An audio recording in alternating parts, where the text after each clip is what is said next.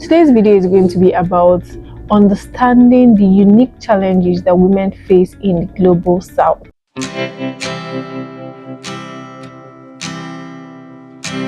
Hello, welcome to my YouTube channel. I am Dr. Angelica Obai. Today's video is going to be about understanding the unique challenges that women face in the global south. So the global south refers to low and middle income countries in Africa, Asia, Latin America, and the Caribbean. These regions face unique challenges that are relating to limited resources, cultural practices, and socio-economic conditions. Although these issues are experienced by the general population, women face a disproportionate number of these health issues, which is why I shall be discussing those. By improving the lives of these individual women, we contribute to the well-being and development of the entire community. Like say, when you educate a woman, you educate the entire family. So in this case, when we educate the woman, or when you uplift the woman,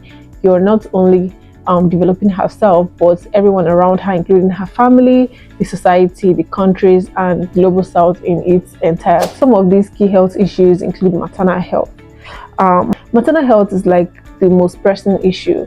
According to the World Health Organization, one woman dies every 2 minutes from pregnancy and childbirth, and out of this number, which is in the thousands, more than 70% is experienced in the sub-Saharan Africa. Most of the challenges are relating to limited access to quality prenatal care. In the country here, there are quite a good number of antenatal care services and perinatal care services, but the issue now is that a lot of them are concentrated in urban areas.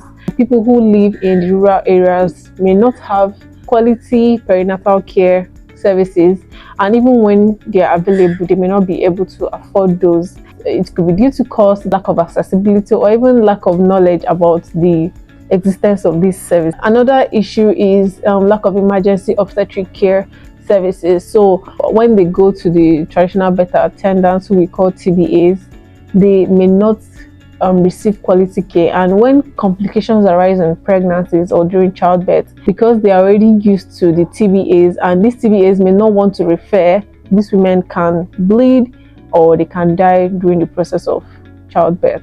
The lack of autonomy and decision making is a very big problem in the global south. Even in places where these services exist and the women go to the hospitals, at the end of the day, a lot of them do not make the decision about their health. If a woman needs cesarean section for a safe delivery, she may be discouraged by relatives, to continue trying the vaginal route, even though her doctor may have told her that she would need a cesarean section. Another issue is unaddressed postpartum complications. Women who deliver safely may begin to experience postpartum complications. Some of these women do not know that these kind of things or these sort of things can occur. Even eclampsia can occur after delivery. So although infectious diseases affect every single person and every single part of the globe, women in global south experience a disproportionate amount of these infectious diseases. So for instance, because of our biology, more women are at risk of contracting HIV/AIDS and other viruses like hepatitis, human papillomavirus, and herpes virus. If this is not addressed, they can transmit these viruses to their offspring, to their children. Human papillomavirus, the HPV, can even lead to cervical cancer. This is why it's important for us to discuss this, because it helps put things in perspective and address what is important. There are non-communicable diseases that also affect women in the global south. For instance, cancers like cervical cancer, which I earlier mentioned. In developed countries, the incidence of cervical cancer is very, very low. One of the ways to reduce cervical cancer drastically is through the prevention of the human papillomavirus. Thankfully, in Nigeria, the vaccine has been introduced. I hope that everyone takes advantage of this opportunity. For women who are 21 years and above, routine screening is so important. The pap smear and the HPV DNA testing are ways in which you can be checked for the HPV. Up to 70% of the population would be infected with HPV, but there are certain strains that can lead to the cervical cancer. So when these strains are identified, immediate steps will be taken to get you treated. So during the pap smear, the cells of your cervix will be checked for any changes that are suggestive of cancer. Among the non-communicable diseases are diabetes and cardiovascular diseases. Diabetes can even occur in women who are pregnant. So you can be living your normal life, and when you get pregnant, you develop what we call gestational diabetes. I encourage women to take advantage of antenatal and perinatal care. Learn a lot from those sessions that you have with the healthcare providers and professionals at the hospital, and so much information will be handed to you. Cardiovascular health is also an area that we need to put more effort in. Hypertension, stroke, heart diseases, they are so common among women, and because a lot of women do not prioritize their own care, so many times when these things are identified, they are already advanced. Hypertension is a silent killer, and this means that you can be hypertensive without knowing for so many years. Check your blood pressure regularly. People of all ages can have hypertension, and even now we're beginning to see hypertension in younger people. This could be due to stress, some disorders, even kidney issues. So it's very important to check your blood pressure regularly, and even more important for you as the woman. Another area is gender-based violence. Gender-based violence cuts across every age. I have heard cases of babies being raped and sexually abused. I have seen cases of teenagers being raped, and sometimes intimate partner violence, a harmful practice that we call female genital mutilation. It's important to state here that female genital mutilation has no benefit whatsoever, not even one. It is 100% harmful. So cultures that continue to practice this are destroying their women. This practice causes serious damage, emotional damage to women, physical and psychological damage to them, and even in future they can have difficulty with sexual relations, with reproduction, all because of one single act. Oftentimes they can develop infections and other complications that last a lifetime. 1 in every 3 women would experience physical or sexual abuse in her lifetime. So sexual and physical abuse is very prominent in global south. I think because most of the perpetrators are not punished. People who commit these crimes continue to walk free, and their victims are subjected to emotional ridicule. In fact, they are destabilized because there are certain experiences you have as a young girl, as a woman, and they affect you for life.